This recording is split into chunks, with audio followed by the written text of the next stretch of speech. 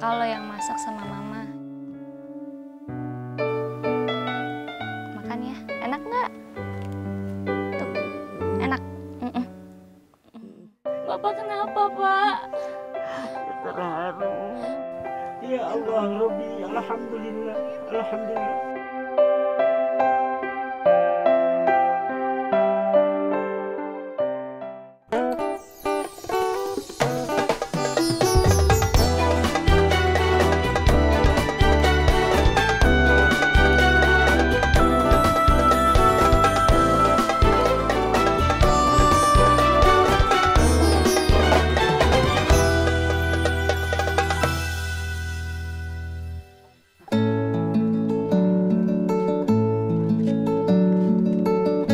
Perbukitan di pinggir kota Bandung ini menjadi tempat tinggal baruku.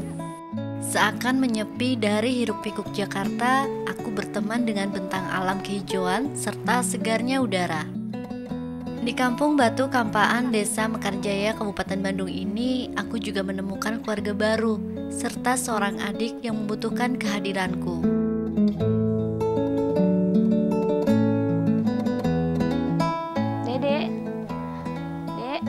Sini, makan dulu yuk, Dek. Nih, makannya di sini. Yuk, kesini yuk. Tadi kakak lo yang masak sama mama. Yuk makan dulu. Sini. Makan ya.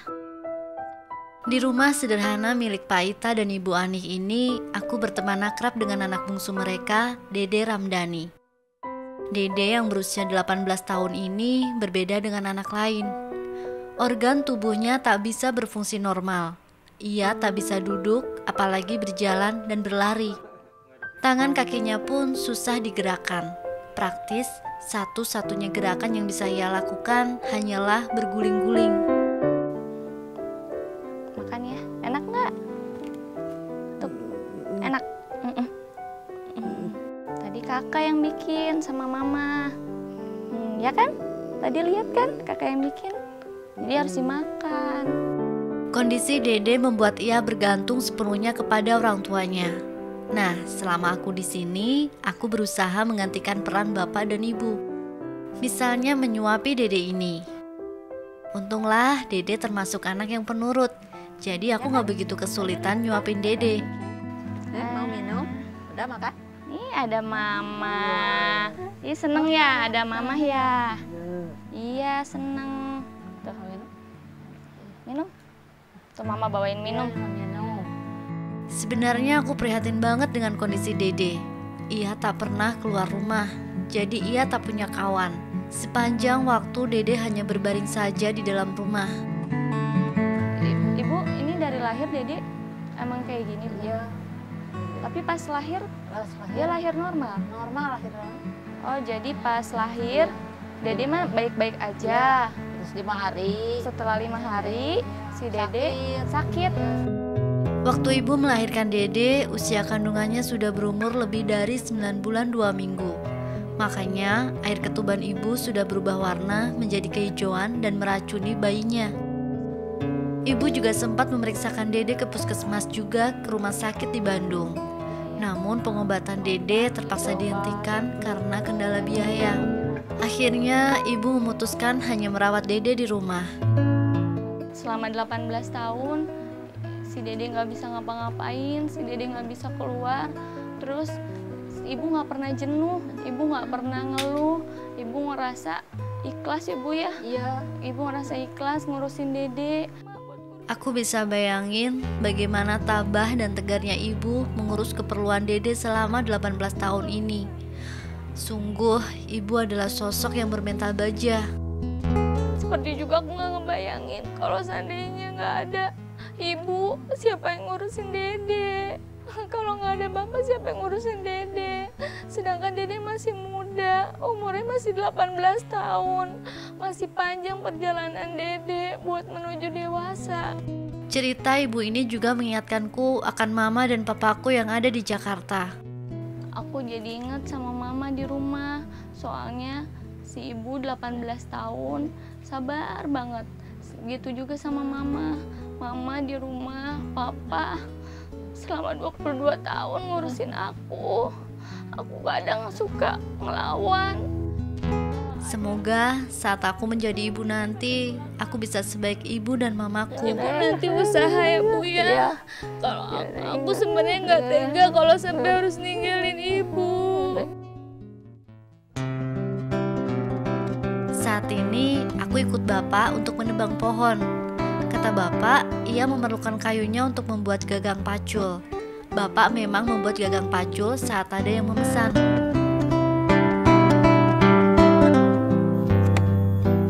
Aku nggak terbiasa berada di kebun.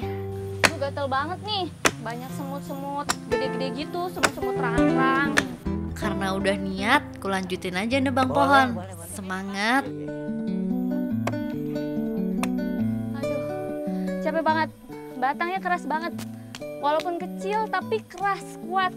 Udah tua. Makanya pantas pas banget buat gagang pacul. Tangan merah, terus ininya juga meleset mulu, jadi susah. Bener-bener nguras tenaga. Aku aja sampai keringatan. Rasanya udah cukup lama aku ngayunin kampak, tapi pohonnya kok nggak rubuh juga ya. Aku nggak mau nyerah, malu lah sama bapak yang umurnya udah 65 tahun. Tapi tanganku sakit. Pak, dikit lagi sih Pak. Cuma tangan aku ini nggak tahu kenapa nih kulitnya terkelupas Pak. Jadi perih banget. Maaf ya Pak, jadi diterusin sama Bapak. Ini kayaknya kena batang ini deh Pak. Nih, kan tajam nih Pak ya. Ternyata bapak juga deh yang nyelesain sisanya. Iya. Sakit ya Pak.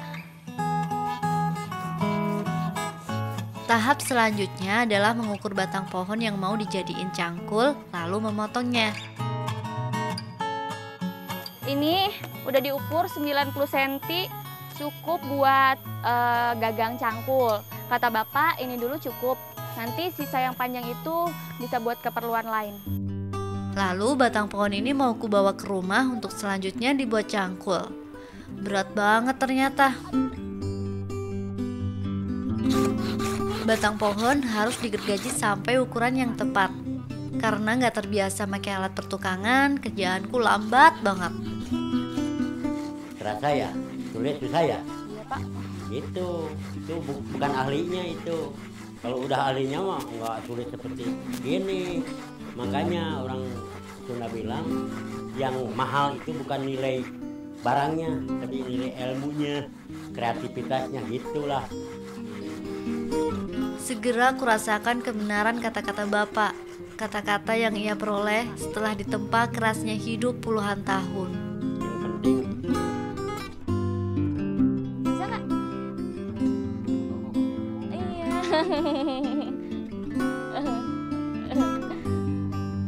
Tahu nggak sih?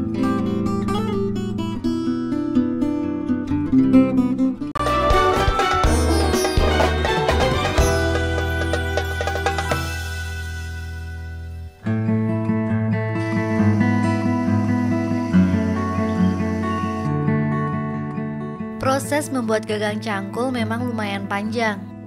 Setelah kayu dipotong, tahap selanjutnya adalah menggambar pola. Kayu lalu dipotong lagi mengikuti pola pacul. Terakhir, menghaluskan kayunya. Mumpung sedang santai, aku ingin tanya sesuatu ke bapak. Soalnya ganjel di pikiranku terus. Jalannya agak susah. Itu kenapa ya Pak? jatuh dari atas bangunan. Rupanya kaki bapak jadi pincang karena jatuh tahun 2004 lalu. Waktu itu bapak bekerja sebagai buruh bangunan di kota. Waktu pas jatuh itu udah sempat ke rumah sakit Pak? Wah, nggak keburu. Nggak keburu. Yang diingat itu yang di rumah. Apalagi ya punya anak yang kedua-duanya itu nggak bisa apa-apa kalau asal. Pantes kondisi kaki bapak seperti ini. Rupanya tidak dirawat saja tuh. Saya salut ya Pak ya sama Bapak. Dengan keterbatasan Bapak masih, kan tangannya sakit ya Pak ya, kakinya sakit, tapi Bapak masih kuat ya Pak ya, ngelakuin aktivitas, ngegergaji, sementara tangan Bapak sakit, angkat yang berat-berat, kaki Bapak sakit, tapi Bapak masih kuat. Tapi ya, diantaranya Bapak punya diberi kelebihan tahan banting, tahan sakit. Sampai ini juga ya. Ini 7 cm, ke dalamnya 4 cm. Ya.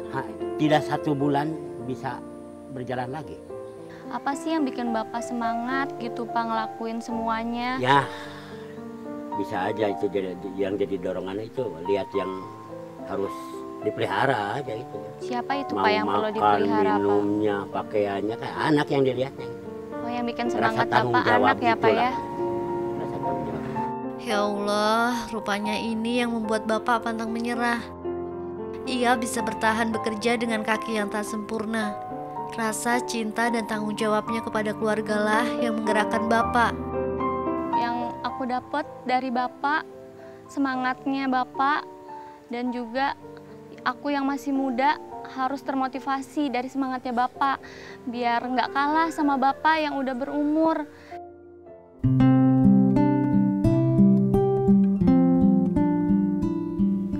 Dede pintar? Iya lagi. Cinta Bapak dan Ibu selalu terlimpah ke Dede. Cinta itu bisa membuat Dede tersenyum di tengah ketidaksempurnaan fisiknya. Ya. Lagi? Ini bolanya. Iya. Meski berbeda, Dede tetaplah seorang anak remaja. Ia suka bermain, terutama main bola. Selagi aku di sini, aku pasti nemenin Dede main bola. Mandi Dek. Mama datang tuh. Ayo mandi katanya mau mandi tuh. Ya. Ayo. Ya. Enggak. Mandi di mana, Bu? Oh, di belakang mandinya. Ayo, Bu, di bopong bareng. Ayo, Dek, mandi yuk. Masa kalah sama Munding? Munding aja mandi. Tawa Dede memberitahuku bahwa ia bahagia karena dikelilingi orang-orang yang menyayanginya. Mereka yang dengan ikhlas membantunya melakukan berbagai kegiatan sehari-hari, termasuk mandi.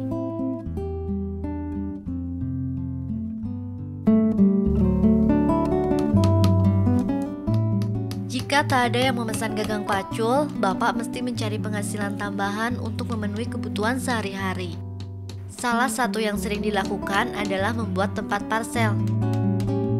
Meski lebaran masih jauh, rupanya sudah banyak yang memesan tempat parsel. Ini rezeki, begitu kata Bapak. Bapak mengajariku membuat tempat parsel. Sebenarnya sederhana, tinggal susun potongan kayu mengikuti bentuk yang sudah jadi, lalu direkat dengan lem, terakhir dipaku. Jadi deh tempat parsel. Sebuah tempat parsel dijual dengan harga Rp7.500. Murah banget ya. Untung buat Bapak cuma Rp1.000 per buahnya, karena Bapak mesti membeli sendiri potongan kayu, paku, dan lemnya. Tapi Bapak ikhlas mengerjakan ini. Yang penting ada rezeki mengalir ke rumahnya. Lagi pula kerjaan ini juga tak menuntut banyak gerak, sehingga kaki Bapak tak akan kesakitan. Aku merasa salut banget sama Bapak. Ternyata Bapak tuh nggak mentingin untung. Jarang-jarang ada orang kayak Bapak. Apa aja kegiatan dilakuin. Di tengah bekerja, Bapak menceritakan kepadaku sebuah kisah. Sebenarnya anak Bapak 6. Anak pertama Bapak perempuan sudah menikah dan ikut bersama suaminya. Sedang 4 anaknya yang lain laki-laki. Semuanya sudah meninggal. Mereka lahir dengan kondisi yang sama dengan Dede. Cobaan sebanyak itu tidak melemahkan Bapak, justru semakin mempertebal imannya. Bagi Bapak, anak itu titipan Allah. Jadi ketika titipan itu diminta sang pemilik, kita mesti mengikhlaskannya. Setelah dengar cerita Bapak, aku banyak banget pelajaran yang aku ambil dari Bapak. Pelajarannya itu kita harus tetap sabar, terus tetap usaha, terus ikhtiar, terus tetap berdoa, tetap berharap, terus juga ya tawakal, pasrah sama yang di atas. Allah. Kini Bapak hanya bisa berusaha menjaga titipan yang terakhir, Dede, sekuat yang Bapak mampu. Bapak juga selalu mendoakannya dalam sholat, memohon mukjizat kepada Allah.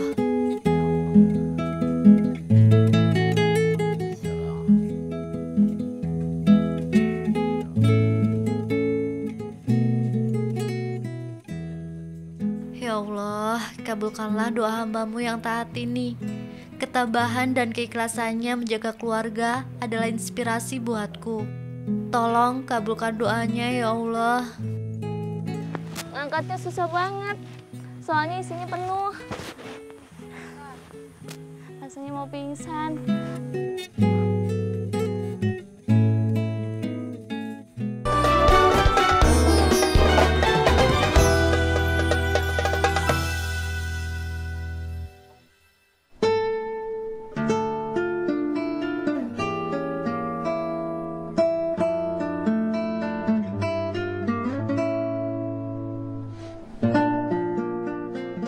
Dede adalah pelita dunia bagi Pak Ita dan Ibu Ani. Tak heran Bapak dan Ibu ikhlas merawat titipan Allah ini. Mereka bergantian mengurusnya. Saat giliran Bapak mengurus Dede, maka ibulah yang bekerja mencari nafkah.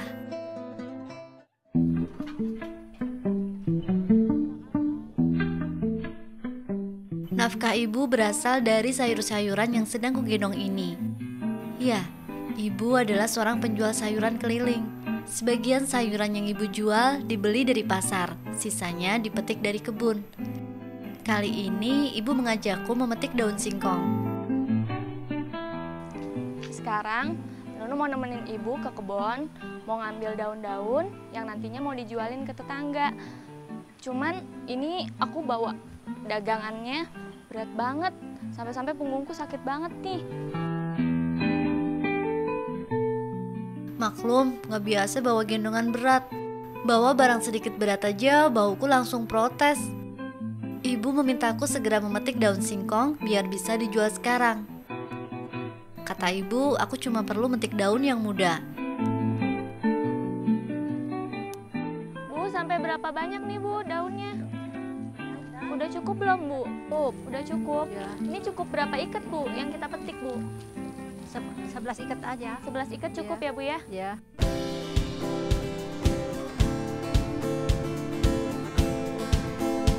Setelah memetik cukup banyak, kami pun siap berjualan. Ini seikat harganya cuma Rp500, padahal ngambilnya itu mesti ke kebun dulu, jauh kebunnya, terus juga banyak nyamuk, ngambilnya susah, tapi seikat cuma Rp500. Sebenarnya aku bisa kerja cepat, cuma kok keranjang ini makin lama makin terasa berat ya. Ngangkatnya susah banget, soalnya isinya penuh. Rasanya mau pingsan.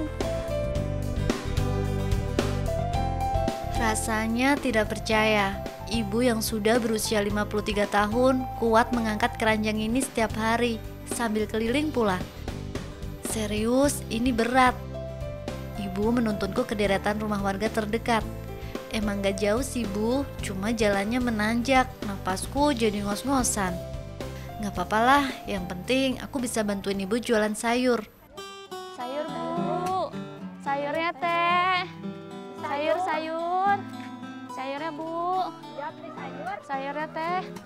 Bu, kayaknya mau beli sayur tuh Bu. Jani sayur, udah pesan sayur. Pas banget, ada ibu-ibu yang sedang bersantai. Kesempatan nih.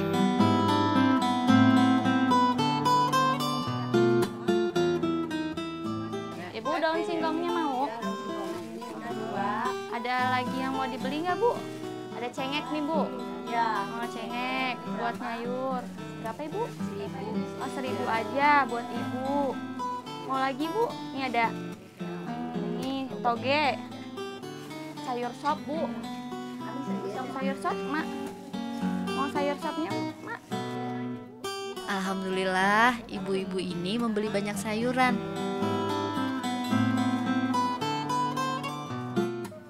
Alhamdulillah baru keliling udah dapat rezeki segini. Ibunya banyak yang belanja, kebetulan keluarganya banyak, jadi banyak yang diborong. Jadinya lumayan dapatnya, dagangan ibu juga laris. Penglaris ini membuatku dan ibu kian semangat berjualan. Berat beban di punggung pun jadi nggak begitu terasa. Sayur Bu.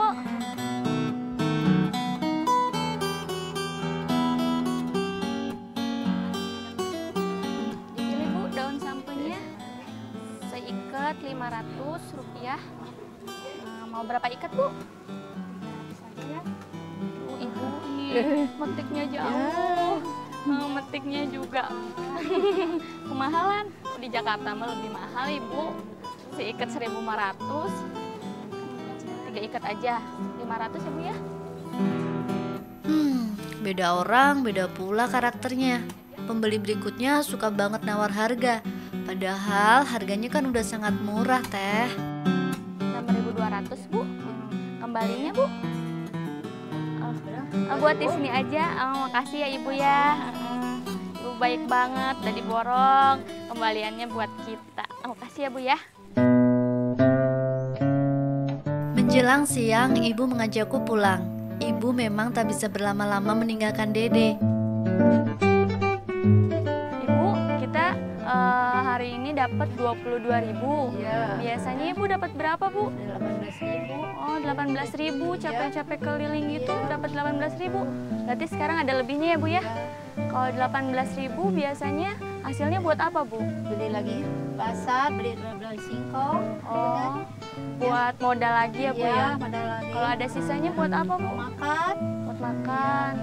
adek. Oh, buat pengobatan Dede juga. Rupanya penghasilan ibu ini akan diputar lagi untuk membeli modal sayuran. Berarti laba yang ibu peroleh hanya sedikit. Itu pun akan dipakai untuk beli obat Dede. Susah ya ngumpulin uang itu. Kalau di Jakarta 22.000 nggak ada artinya apa-apa, cuma cukup buat ongkos bolak-balik, nggak ada lebihnya buat jajan. Dalam hati aku bertekad, nanti sepulangnya dari sini akan terus menyisihkan uangku untuk disedekahkan kepada mereka yang membutuhkan. Ternyata uang yang bagiku tak ada artinya bisa sangat bernilai bagi orang lain seperti Ibu Ani. Apa doa-doa Bapak terkabul, Pak? Yang pertama ucapkan, ya Allah, Rabbi, Alhamdulillah, Alhamdulillah.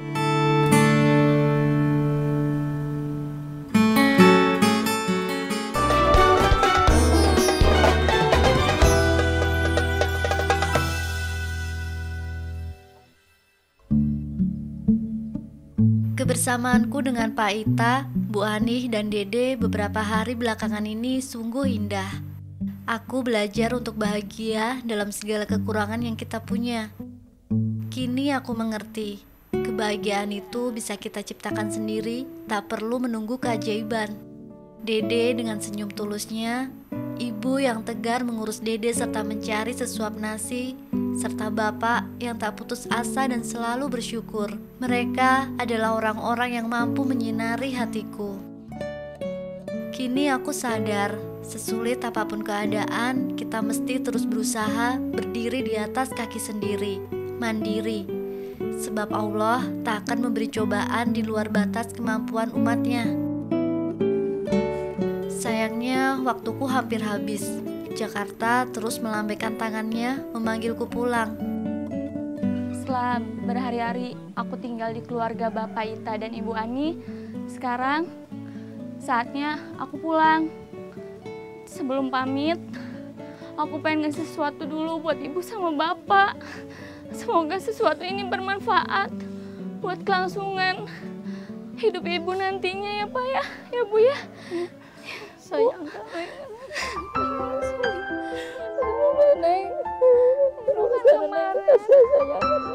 Warung ini kupersembahkan untuk ibu, agar ibu bisa berjualan dan tak perlu lagi menanggung beban berat di punggungnya lagi. Kemarin kan Ibu belanja dulu ke pasar jauh. Terus juga Ibu jalan kaki nanjak ya Bu ya. Terus Ibu juga pulang belanja, Ibu juga manggul-manggul keranjang, manggul-manggul bakul buat dikelilingin ya Bu ya ke tetangga-tetangga. Sekarang Ibu udah punya warung, Ibu bisa dagang di rumah. Ibu juga bisa berjualan sambil tetap mengasuh Dede. Jadi Ibu nggak perlu ninggalin Dede di rumah. Kalau misalnya Ibu dagang di luar, Ibu keliling keluar, Dede kasihan. Nanti Dede ditinggal, siapa yang jagain Bu? Bapak kenapa Pak? Terharu. Bapak terharu, Bapak senang Pak. Alhamdulillah, senang betul. Bapak bersyukur sama Allah Pak. Alhamdulillah, yang pertama Bapak ucapkan Alhamdulillah. Apa doa-doa Bapak terkabul Pak? Yang pertama ucapkan, Ya Allah Rabbi, Alhamdulillah, Alhamdulillah. Aku pun yakin warung ini juga akan membuat Dede senang. Ini rumah Ibu. Ya halal bait ya. Dede. Dede seneng gak, Dek? Dede. Dede seneng gak? Sekarang ada kasur. Kasurnya kasur bola. Dede seneng sama bola kan? Dede seneng gak, Dek? Dede kenapa matanya merah? Dede sedih ya? Dede pengen ngomong apa? Hari ini kakak mau pulang. Mau bilang apa? Terima kasih. Di warung Mungil ini, ibu bisa menjual sayuran sekaligus makanan kecil. Masih ada lagi kejutan buat bapak dan ibu. Aku gak nyangka reaksi bapak, ibu, dan Dede bisa seperti ini. Mereka pasti sangat bahagia. Jadi jangan nakal di sini ya. Dari niat yang baik, dari lisan yang sudah dilisankan untuk menolong orang yang susah, juga sampai ke materinya, semoga Allah mengganti kebaikan itu dengan yang berlipat ganda, ya Allah. Amin. Aku memberi kasur untuk bapak agar bapak bisa tidur nyaman. Soalnya kasur di rumah ini cuma ada satu. Sewaktu aku menginap, bapak tidurnya di tikar. Bapak, kemarin-kemarin Bapak nggak ada lemari apa ya? Ya Bu ya, ngegantung pakaian di paku-paku ya Pak ya. Sekarang udah ada lemari, itu bisa buat nyimpen baju Bapak, baju Ibu, sama baju Dede. Baju Dede taruh bawah aja, si Dede bisa ngambil sendiri kan. Ada pula hadiah yang pasti bermanfaat untuk ibu. Ibu, ini ada sembako Bu, buat Ibu. Ini ada beras, jadi Ibu bisa masak tiap hari. Ada minyak, ini ada sarden, ada mie Bu, ada gula, ada tepung, ada kopi buat Bapak. Biar bisa makan 3 kali sehari. Bapak bilang Bapak makan cuma sekali sehari ya Bu ya. Itu juga makannya jam 5 sore. Sarapannya katanya jam 5 sore. Itu juga sekalian malam. Dede lah yang sulit untuk kutinggalkan. Aku sudah terlalu akrab dengan Dede. Dede kalau kakak pulang, Dede sedih nggak? Kalau kakak nggak di sini lagi, sedih nggak Dek? Sedih. Iya. Ntar nggak ada yang ngajak main lagi ya? Ntar main sama bola ya? Maafin katanya. Boleh nggak Dek kakak pulang hari ini? Keluarga ini telah memberikan begitu banyak pelajaran bagiku. Dengan sedih, aku melangkahkan kaki keluar rumah, menyadari bahwa mungkin ini langkah terakhirku di rumah keluarga ini. Tapi aku tahu, tak akan mungkin aku melupakan mereka. Waktunya aku pamit pulang. Sebelum pamit, Pak, lihat ada kambing, Pak. Ini kambing buat Bapak. Bapak senang nggak, Pak? Lihat kambingnya ada berapa, Pak? Banyak ya, Pak ya? Ini buat Bapak semua, buat Ibu. Ini benar-benar perpisahan yang indah. Ada pesan nggak, Pak, buat Nunu, Pak? Yang pertama, jaga diri. Pak. Yang kedua, taatlah kepada tugas-tugas selaku orang muslim. Petunjuk Rasul juga baik kepada orang tua. Iya, Pak. Kepada reng-rengan selaku umat, semoga jadi umat yang betul-betul berguna untuk nusa, bangsa, negara, dan agama. Amin. Mendapat ilmu, semoga mendapat ilmu yang betul-betul ilmu yang manfaat dunia dan akhirat. Amin. Tak disangka, Dede memberiku kado perpisahan yang takkan sanggup kulupakan. Dede berusaha menunjukkan bahwa ia bisa memakai baju sendiri. Aku benar-benar berharap di masa yang akan datang bisa bertemu lagi dengan Dede Bu Ani, dan Pak Ita. Jika aku